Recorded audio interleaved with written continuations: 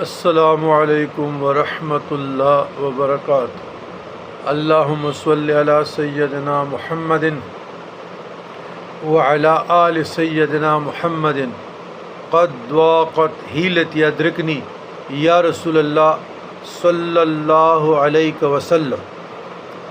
برادران اسلام، فضائل، خواص، فوائد سورہ نبا۔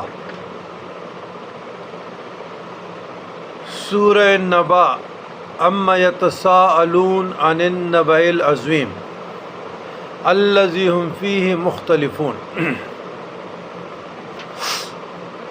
اس صورت میں اللہ تبارک و تعالیٰ نے قیامت اور آخرت کی خبریں دی ہیں، اس لیے اسے سورہ نبا کہا جاتا ہے۔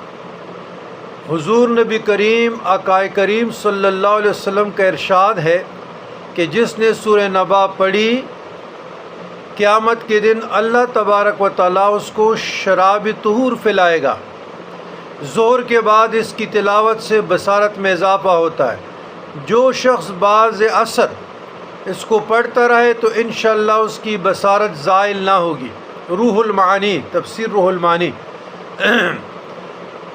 حضور نبی کریم رؤوف الرحیم علیہ الصلاۃ والسلام نے جب لوگوں کے سامنے قیامت کا تذکرہ کیا تو وہ گھبرا کر ایک دوسرے سے پوچھنے لگے کہ یہ کیا بات لائے ہیں۔ اس پر یہ صورت نازل ہوئی۔ اس میں منکرین قیامت پر حجت قائم کی گئی ہے اور موت کے بعد زندگی کو ثابت کیا گیا ہے۔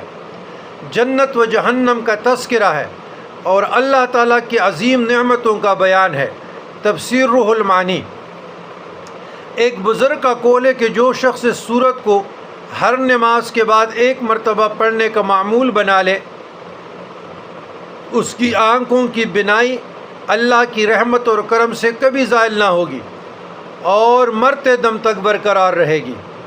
اگر کسی مقام پر موذی جانور رہتے ہوں تو اس سورت کو 11 مرتبہ پڑھ کر پانی پر دم کر کے اس جگہ پر چھڑکائیں، انشاءاللہ موذی جانور وہاں سے چلے جائیں گے۔